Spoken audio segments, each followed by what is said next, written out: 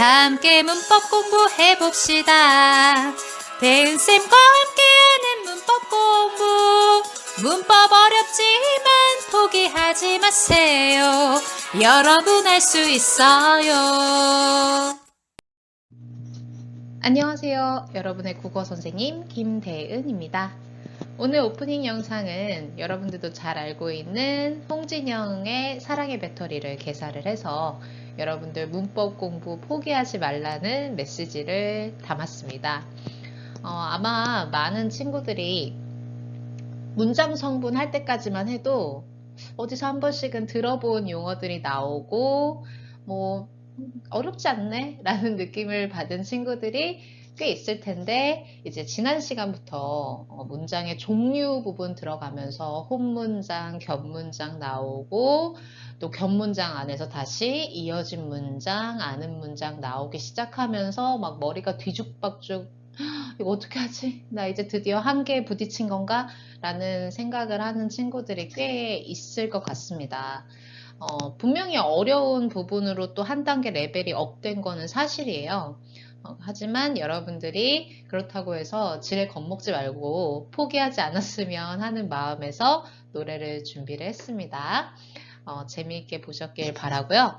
오늘은 지난 시간에 이어서 이어진 문장에 대한 내용을 조금 더 살펴보고요. 이제 본격적으로 가장 어려운 단계인 아는 문장의 내용까지 연결해서 우리가 내용을 살펴보도록 하겠습니다. 자, 여러분들 교과서 66페이지 펴 놓으시고, 자, 이제 본격적으로 수업 시작해 보도록 하겠습니다.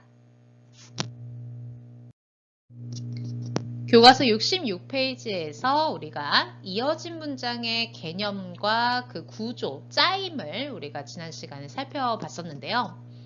일단 이어진 문장이라는 것은 둘 이상의 혼문장이 나란히 이어진 모양으로 나타난다 라고 했었죠.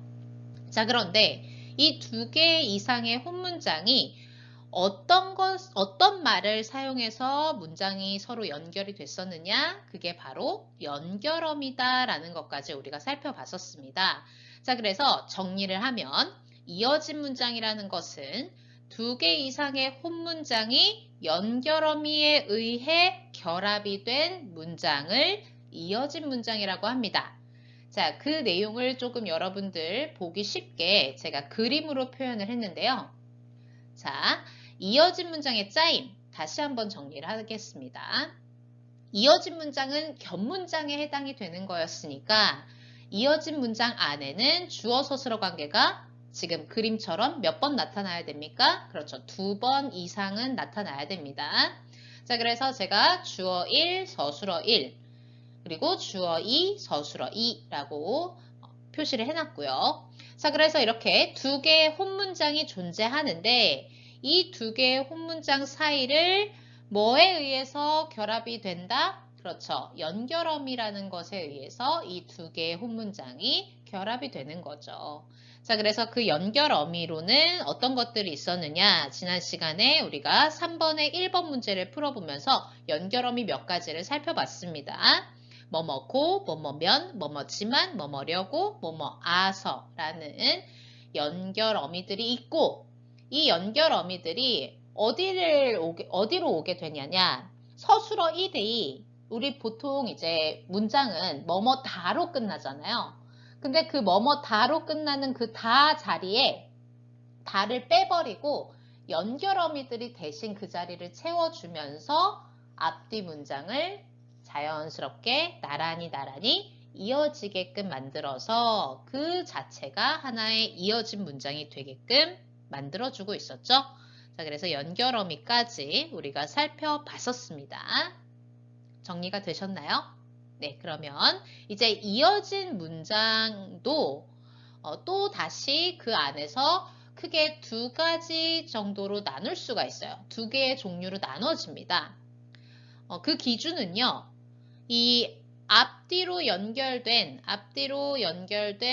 두 개의 두 문장이 어떤 의미 관계를 맺고 있느냐에 따라서 또다시 두 가지 종류로 나눠지게 되는데요. 자, 그 내용을 살펴보도록 하겠습니다.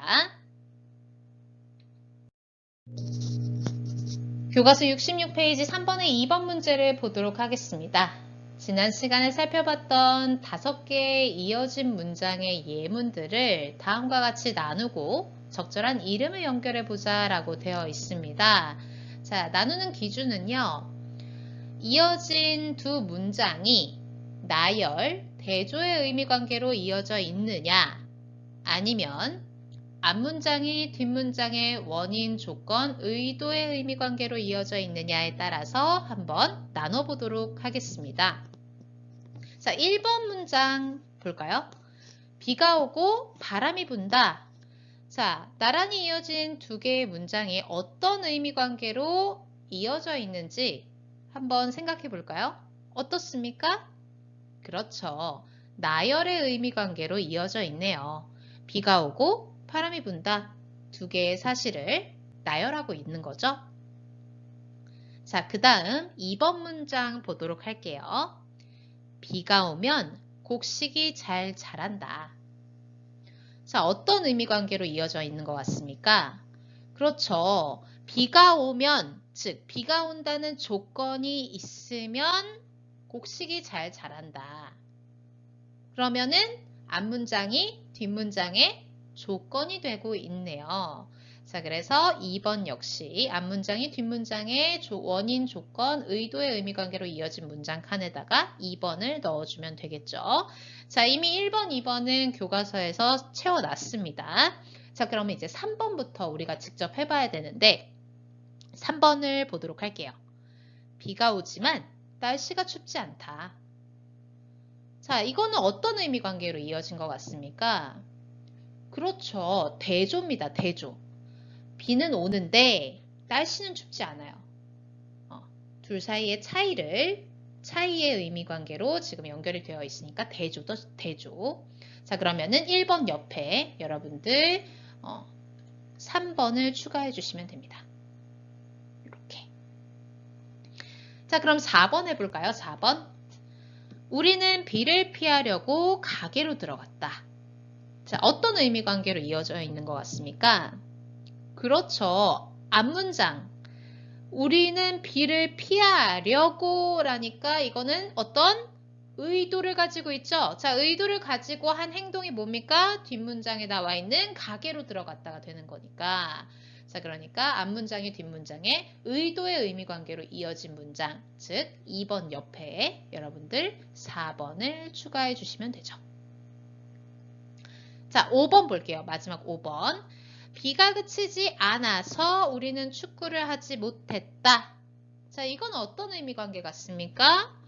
그렇죠. 앞문장이 뒷문장의 원인이 된 겁니다. 비가 그치지 않아서, 즉 비가 그치지 않았기 때문에 어떤 결과가 나왔습니까? 우리는 축구를 하지 못했잖아요. 자, 그러니까 앞문장이 뒷문장의 원인, 즉 앞문장이 뒷문장의 원인의 의미관계로 이어진 문장이니까 2번, 4번 옆에 몇 번도 추가해야 된다? 그렇죠. 5번도 추가해 주시면 되죠. 자, 그러면 이제 정리를 해볼게요.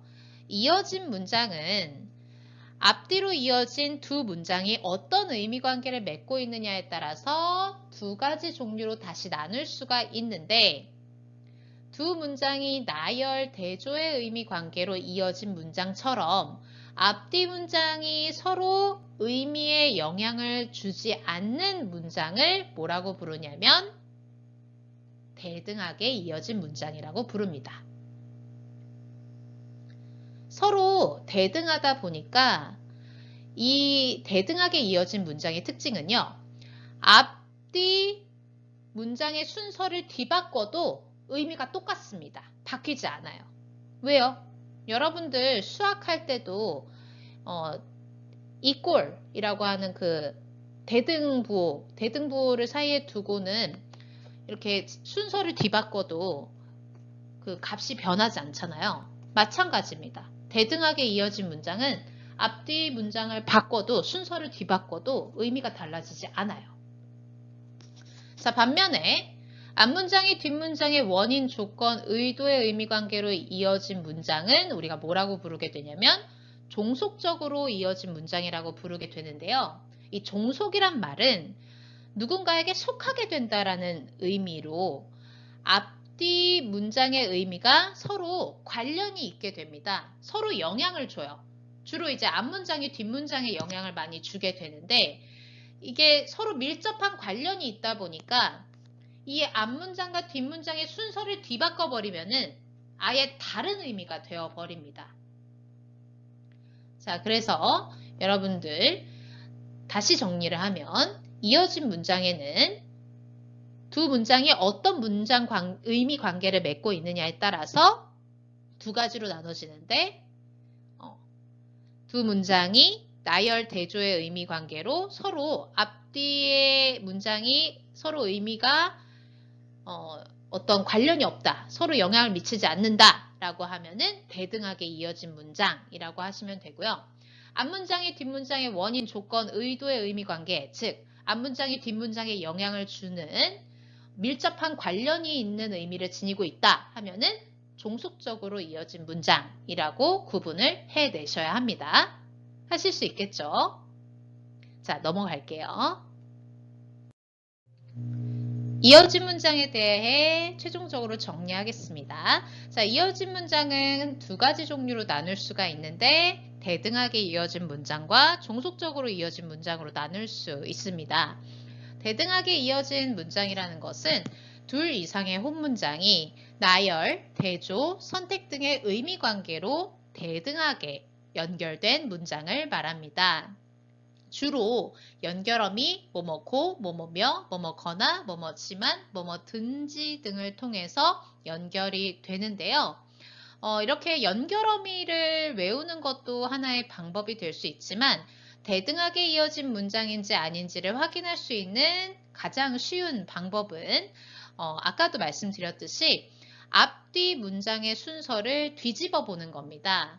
자, 그러니까 어떻게 하는 거냐면 예를 들어서 비가 오고 바람이 분다 라고 되어 있는 이어진 문장에 앞뒤 문장의 순서를 한번 바꿔보겠습니다. 어떻게 바뀌나요? 그렇죠. 바람이 불고 비가 온다 라고 바뀌겠죠. 자, 그렇게 했을 때, 이렇게 뒤집었을 때, 앞뒤 문장의 순서를 뒤바꿨을 때 의미가 달라지는지 안 달라지는지 그것을 확인을 하면 됩니다. 자, 대등하게 이어진 문장은 앞뒤 문장이 서로 어떤 영향을 주고받는 관계가 아니기 때문에 앞뒤 문장의 순서를 뒤집는다고 해서 의미가 달라지지 않게 되는 거죠. 자, 그래서 앞뒤 문장의 순서를 뒤집었을 때 원래 의미와 문장의 의미가 똑같으면 그거는 어떻게 이어진 문장이다? 그렇죠. 대등하게 이어진 문장이다 라고 생각을 하시면 되고요. 자, 그러면 종속적으로 이어진 문장은 어떤 것이냐? 둘 이상의 혼문장이 원인, 조건, 의도, 양보, 배경 등의 의미 관계로 종속적으로 연결된 문장을 종속적으로 이어진 문장이라고 하는데 주로 연결어미 뭐뭐아서 어서 뭐뭐면 뭐뭐려고 뭐뭐라도 뭐뭐 니은데 등을 통해서 연결이 된다고 합니다. 자, 연결어미를 외우는 것도 역시 방법이 되겠지만 종속적으로 이어진 문장은 앞뒤 문장이 서로 의미가 서로에게 영향을 주는 의미 관계가 있어요. 그렇기 때문에 문장을 놓고 종속적으로 이어진 문장을 두고 문장 앞뒤 문장의 순서를 뒤바꾸게 되면은 아예 다른 의미가 나오거나 아니면은 뭔가 어색한 의미가 되는 경우들이 많습니다. 자, 그러면 한번 해볼까요? 아까 우리가 봤던 예문 중에서 비가 오면 곡식이 잘 자란다 라는 예문이 있었어요. 자, 그러면 지금 비가 오면 곡식이 잘 자란다 라는 이 문장을 앞뒤 문장의 순서를 뒤바꿔 보도록 하겠습니다. 곡식이 잘 자라면 비가 온다. 뭔가 어색한 의미가 됐죠? 뭔가 그리고 원래의 그 의미와는 다른 뜻이 됐고요. 자, 그렇게 앞뒤 문장의 순서를 뒤집어 봤을 때 원래 의미와 동일하게 유지가 되면 그거는 대등하게 이어진 문장이고 앞뒤 문장의 순서를 바꿨을 때 아예 전혀 다른 의미가 되거나 어색한 문장이 되게 되면 그것은 종속적으로 이어진 문장이다. 구분하실 수 있을까요, 여러분? 네, 할 수 있습니다. 이 부분은 좀 쉬운 부분에 속해요. 자, 그래서 제가 팁까지 정리를 해서 완벽하게 이어진 문장의 종류까지 살펴보았습니다. 자, 마지막으로 한 번 더 강조를 하면 대등하게 이어진 문장은 앞뒤 문장의 의미가 서로 관계를 맺지 않고 있기 때문에 앞뒤 문장의 순서를 뒤바꿔도 의미가 변하지 않아요. 자, 그러나 종속적으로 이어진 문장은 앞뒤 문장의 의미가 서로 밀접한 관련을 맺고 있기 때문에 앞뒤 문장의 순서를 바꾸면 의미가 달라진다라는 겁니다. 자, 그래서 대등하게 이어진 문장과 종속적으로 이어진 문장을 구분하는 가장 빠르고 정확한 방법은 앞뒤 문장의 순서를 바꿔보는 거죠. 물론 연결어미를 보고 여러분들이 판단을 할 수도 있겠지만 연결어미를 다 외우는 게 부담스러운 친구들을 위해서 제가 선생님이 꿀팁을 하나 알려줬으니까 앞뒤 문장을 바꿨을 때 의미가 동일하면 대등하게 이어진 문장이구나. 의미가 바뀌면 종속적으로 이어진 문장이구나. 여러분들이 구분하실 수 있을 겁니다. 네, 자 이제 뒤에 가서 연결어미에 대한 내용을 조금 더 살펴보고 실제로 우리가 67페이지 3번을 문제를 통해서 이어진 문장을 만들어 보도록 하겠습니다. 이어진 문장을 만드는 연결어미의 종류를 살펴볼 텐데요. 먼저 대등하게 이어진 문장을 만들어주는 연결어미들을 살펴볼게요. 나열, 대조, 선택의 의미로 연결을 시켜주는 연결어미들을 정리를 해봤습니다. 뭐뭐고, 뭐뭐며, 뭐뭐지만, 뭐뭐나, 뭐뭐거나, 뭐뭐든지처럼 이런 연결어미들은 대등하게 이어진 문장을 만들 때 주로 눈에 보이게 되는 연결어미들이고요. 나열, 대조, 선택의 의미들로 이렇게 연결을 시켜준다라는 것 참고해서 알아두시면 됩니다. 이어진 문장을 만드는 연결어미에는 종속적으로 이어진 문장을 만들어주는 연결어미들도 있습니다. 원인, 이유의 의미관계로 연결시켜주는 뭐뭐아서, 어서, 뭐뭐니, 뭐뭐니까, 뭐뭐므로 이런 것들. 그 다음에 조건의 의미로 연결시켜주는 것에는 뭐뭐면, 뭐뭐거든, 뭐뭐야, 뭐뭐던들. 목적 의도를 가지고 의미관계, 목적 의도의 의미관계로 연결시켜주는 것에는 뭐뭐러, 뭐뭐려고, 뭐뭐보자, 뭐뭐게, 뭐뭐도록. 그러니까 뭐 공부하러 학교에 갔다, 공부하려고 학교에 갔다, 공부하고자 학교에 갔다, 뭐 이런 식으로 의도, 목적의 의미관계로 연결시켜주는 연결어미들이 있다라는 거. 자, 우리가 오프라인 계약을 하게 되면은 다양한 예문들을 통해서 이런 것들이 있다라는 것을 또 제가 설명을 할 기회가 있을 겁니다. 또 연결어미들 중에서 종속적으로 이어진 문장을 만들어주는 연결어미에는 양보의 의미관계로 연결시켜주는 뭐뭐아도, 뭐뭐더라도, 뭐뭐니은들, 뭐뭐일지라도, 뭐뭐일망정, 뭐뭐일지언정 이런 것들이 있고요. 배경의 의미를 가지고 있는 뭐뭐한데, 뭐뭐일진데 뭐 이런 것들이 있고 뭐 시간관계를 나타내는 뭐 공부하면서 밥을 먹었다, 뭐 공부하고서 밥을 먹었다, 공부하자마자 밥을 먹었다 이런 것처럼 동시에 일어나는 뭐 의미관계로 연결시켜주는 연결어미들이 있다라는 것까지 여러분들 참고해서 알아두면 될 것 같습니다. 정말로 나중에 오프라인 계약을 하면 우리가 그 예문들을 통해서 한번 이 지금까지 배웠던 내용들을 복습할 기회가 있을 테니까요. 지금은 이런 것들이 있구나 라는 정도만 여러분들 알아두시면 될 것 같습니다. 자, 이젠 우리가 실제로 대등하게 이어진 문장과 종속적으로 이어진 문장을 한번 적절하게 만들어 보도록 하겠습니다. 다음 상황을 보고 각 인물이 했을 말을 주어진 조건에 따라 만들어 보자. 여러분 교과서 67페이지 3번의 3번 문제를 풀어보도록 할게요. 자, 엄마가 지희에게 지희야 오늘 시험 잘 봤니? 라고 물어봤습니다. 그런데 지희가 지금 그림을 보면은 지희가 굉장히 열심히 공부를 했는데 성적은 만족할 만한 성적을 얻지 못한 것 같아요. 그래서 어머니한테 그런 내용으로 말씀을 드렸고, 아유, 어머니가 위로를 해주시네요. 자, 그러면 우리 지희가 어머니에게 했을 말을 한번 대등하게 이어진 문장으로 만들어 보도록 하겠습니다. 자, 그럼 어떤 문장이 나오느냐? 저는 열심히 공부했지만 시험을 잘 못 봤어요.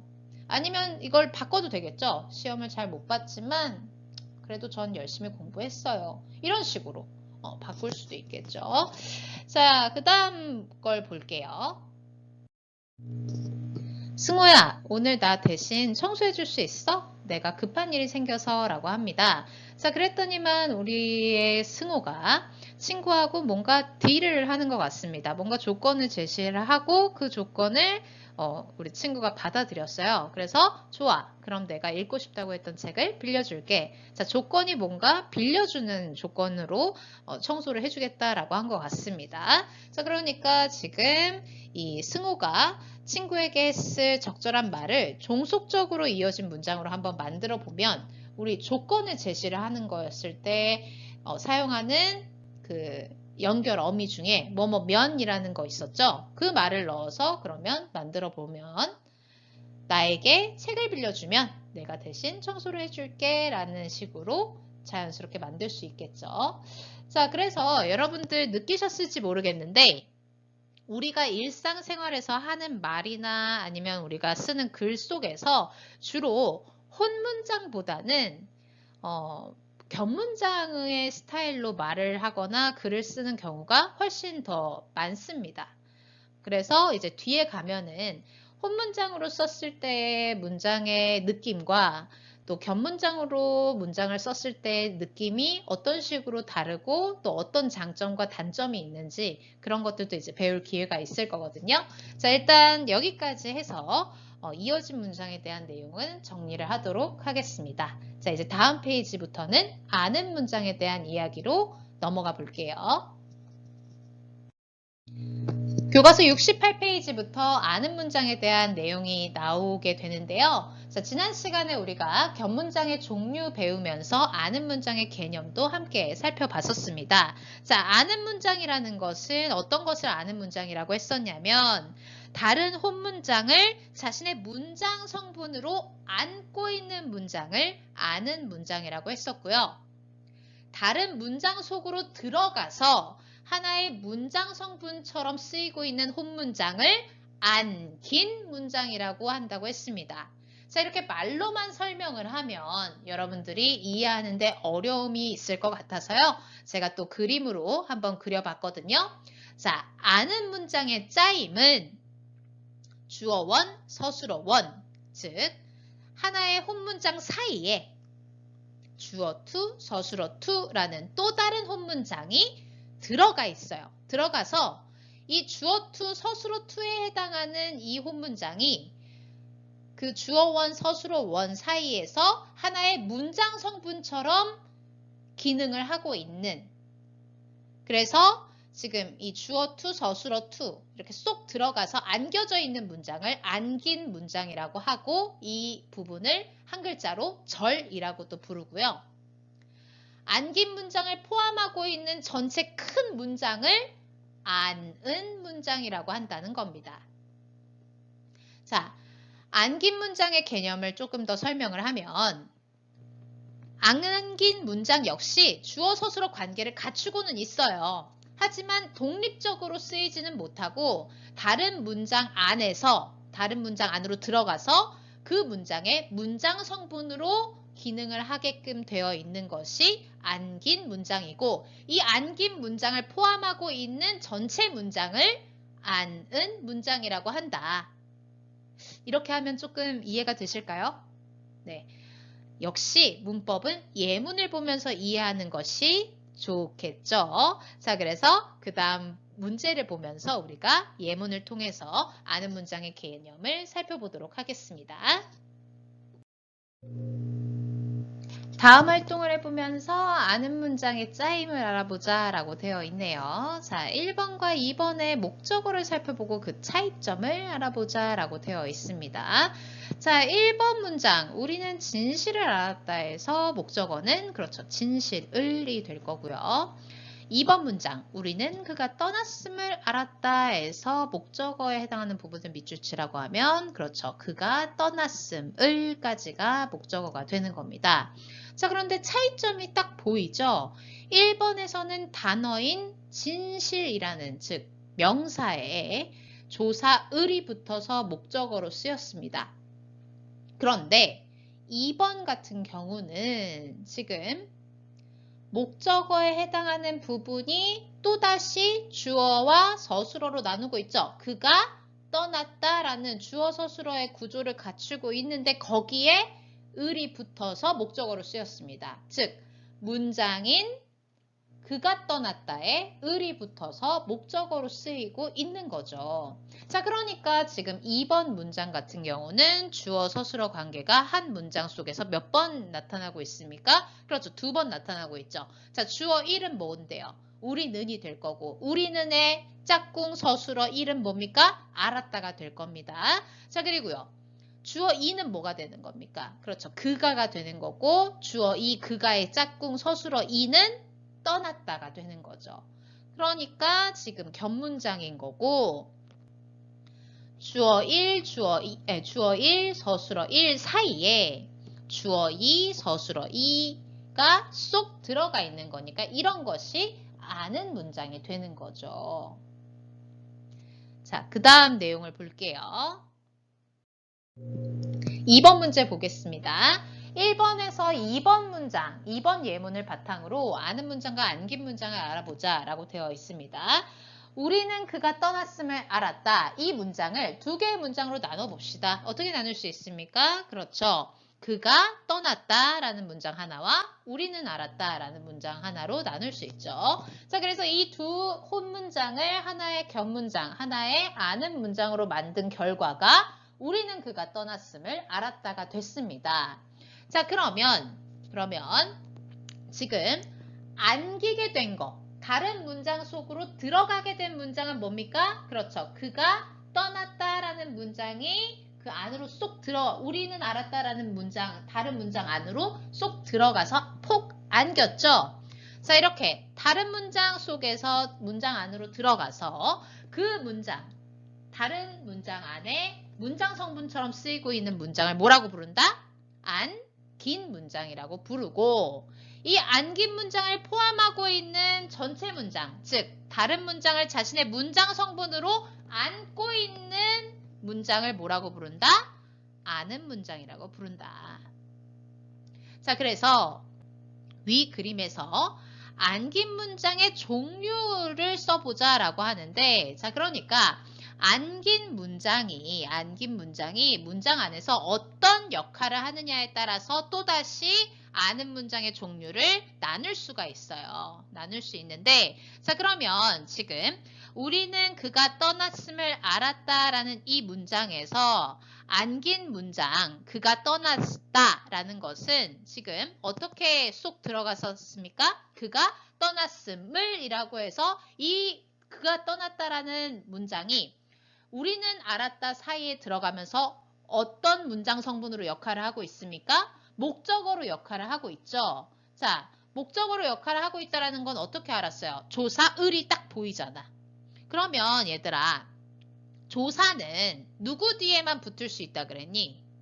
그렇죠. 체언 뒤에. 체언은 뭐뭐뭐였는데 명사, 대명사, 수사에 해당하는 단어 뒤에만 조사가 붙을 수 있었죠. 자, 그러니까 그가 떠났다라는 이 문장이 그가 떠났음으로 모양을 바꿔서 우리는 알았다 사이로 들어가면서 이 그가 떠났음이라고 되는 모양을 가진 하나의 명사처럼 명사가 된 거죠. 명사의 성격을 가지게 된 거죠. 순간적으로. 그래서 그가 떠났음이라는 명사의 역할을 하고 있어요. 왜? 그 뒤에 조사가 왔으니까 그 앞에는 무조건 체언이라고 봐야 되겠죠. 그러니까 그가 떠났음이라는 거는 원래는 그가 떠났다라는 문장이었지만 다른 문장 안으로 들어오게 되면서 그가 떠났음이라고 모양을 바꾸는 순간 무슨 성격을 가지게 되는 거냐면 명사의 성격을 잠깐 가지게 되는 겁니다. 자, 그래서 이 안긴 문장, 그가 떠났다라는 안긴 문장이 문장 안에서 목적어, 즉 명사처럼 역할을 하고 있기 때문에 이런 절을 뭐라고 부르냐? 명사절이라고 부른다는 겁니다. 말이 어렵죠. 말이 어려워요. 그런데 제가 뒤에 가서 꿀팁을 또 알려줄게요. 어떻게 명사절을 구분하는지 또 우리가 뒤에 가서 계속 배울 관형절, 부사절, 서술절, 인용절 각각 어떻게 구분을 해내는지 그런 꿀팁들은 알려드릴 테니까 너무 걱정하지 마시고 계속해서 내용을 좀 볼게요. 자, 동그라미 표시된 단어 대신 주어진 문장을 넣어서 아는 문장을 만들어 보도록 하겠습니다. 자, 그러면 나는 그 모자를 썼다 에서 그를 빼고 언니가 모자를 만들다라는 문장을 넣어서 아는 문장을 만들어 본대요. 자, 그런데 원래 이 그라는 것은, 그라는 단어는 이 전체 문장 안에서 어떤 역할을 하고 있었습니까? 그렇죠. 뒤에 있는 모자라는 말을 꾸며주고 있었어요. 자, 모자는 체언이죠. 체언. 명사니까 체언이죠. 문장 안에서 체언을 꾸며주는 문장 성분은 우리 뭐라고 배웠습니까? 그렇죠. 관형어라고 배웠죠. 자, 그러니까 언니가 모자를 만들다라는 이 문장이 이 그를 대신해서 들어간다라는 얘기는 언니가 모자를 만들다라는 문장이 모양을 살짝 바꿔서 문장 안에서 관형어처럼 역할을 하게끔 바꿔줘야 된다라는 얘기죠. 자, 어떻게 바꾸면 될까요? 자, 일단 모자를 이라는 목적어가 겹치니까 하나는 빼고 어떻게 만들면 될까요? 그렇죠. 나는 언니가 만든 모자를 썼다 라고 바꿔주면은 하나의 아는 문장이 완성이 되네요. 자, 그래서 이 언니가 만드니 하나의 절이 되는데 안긴 문장이니까 이게 절이 되는 거죠. 자, 이 절이 언니가 만든이라는 이 절이 전체 문장 안에서 나는 모자를 썼다라는 이 문장 안에서 어떤 역할을 하고 있습니까? 역시 모자라는 체언을 꾸며주고 있어요. 자, 그러니까 무슨 문장 성분처럼 역할을 하고 있습니까? 관형어처럼 역할을 하고 있죠. 자, 그러니까 이 절의 이름은 뭐가 되는 겁니까? 관형절이 되는 거죠. 연결되세요? 자, 그 다음 아기는 귀엽다. 자, 이 귀엽다는 문장 성분 뭡니까? 이 문장의 서술어죠, 서술어. 자, 서술어 귀엽다를 빼버리고 눈동자가 맑다라는 문장을 대신 넣어서 아는 문장을 만들 거랍니다. 어떻게 하면 될까요? 네, 맞아요. 그냥 그대로 들어가면 됩니다. 아기는 눈동자가 맑다. 자, 그러면 이 눈동자가 맑다 자체가 또 절이 되는 거죠, 절. 자, 절은 절인데 문장 안에서 어떤 역할을 하고 있습니까? 전체 문장 안에서 아기는 눈동자가 맑다. 그쵸? 전체 문장 안에서 서술어의 역할을 하고 있는 거잖아. 자, 그러면 이 절의 이름은 서술절이 됩니다. 오케이? 그 다음 동생이 슬며시 다가왔다 에서 슬며시라는 단어를 빼고 소리도 없다라는 문장을 넣을 겁니다. 자, 그러면 이 슬며시라는 단어는 문장 안에서 어떤 역할을 하고 있습니까? 다가왔다라는 서술어, 즉 다가왔다라는 용언을 꾸며주고 있으니까 용언을 꾸며주는 역할을 하는 문장 성분은 뭐였어요? 부사어였죠. 자, 그러면 이 슬며시라는 부사어를 대신해서 소리도 없다라는 문장을 모양을 살짝 바꿔서 문장 전체에서 부사어를 역할하게끔 만들어줘야 되겠죠. 어떻게 만들면 될까요? 동생이 그렇죠. 소리도 없이 다가왔다. 이렇게 만들면 되겠죠. 자, 그러니까 이 소리도 없이라는 이 부분이 역시 절이 될 거고 이 소리도 없이가 뭘 꾸며주고 있습니까? 뒤에 있는 다가왔다라는 용언을 꾸며주고 있으니까 이 절의 이름은 부사어처럼 역할을 하고 있는 절이다 라고 해서 부사절이 되는 겁니다. 그 다음 넘어갈게요. 사람들이 휴식을 원한다에서 휴식이라는 단어를 빼고 우리 반이 대회에서 우승하다라는 말을 넣어서 아는 문장을 만들 겁니다. 자, 그런데 휴식을 할 때 이 휴식은 품사 한번 말해보세요. 명사죠, 명사. 자, 그러면 이 명사 자리에, 명사가 들어가야 하는 자리에 우리 반이 대회에서 우승하다라는 문장을 모양을 바꿔서 넣어줄 거예요.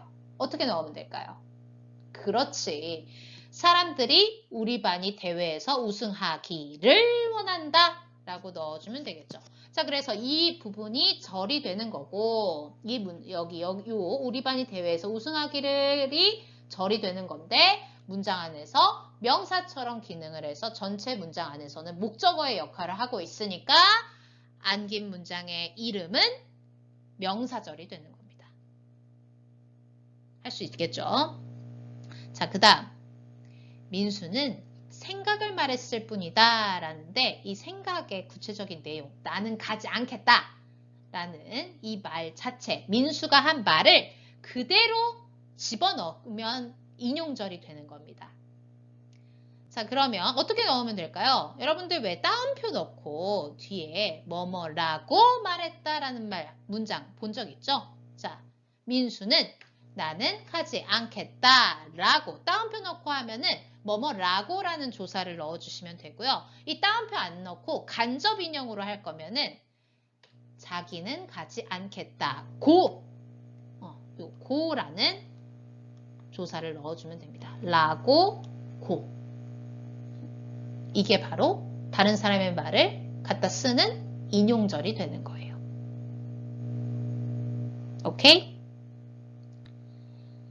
자, 그러니까 정리를 하면 아는 문장은 그 안에서 안긴 문장이 전체 문장 안에서 어떤 기능을 하느냐에 따라서 5개로 나눌 수 있었는데 그게 바로 관형절, 부사절, 명사절, 서술절, 인용절로 나뉜다라는 것까지 여러분들이 오늘 시간에는 이해를 하시면 됩니다. 자, 아는 문장 다시 정리를 할게요. 아는 문장이라는 것은 다른 온 문장을 자신의 문장 성분으로 안고 있는 전체 문장. 그러면 쏙 들어가서 문장 성분으로서 기능을 하는 문장은 안긴 문장. 다른 문장 속에서 하나의 문장 성분처럼 쓰이는 혼 문장을 안긴 문장이라고 하는데 문장 안에서 어떤 역할을 하는지에 따라서 명사절, 관형절, 부사절, 서술절, 인용절로 나눠진다. 오케이? 정리됐어요? 자, 일단은 오늘은 여기까지 할게요. 여기까지 하고 다음 시간에 제가 명사절, 관형절, 부사절, 서술절, 인용절 구분하는 꿀팁 대방출 할 겁니다.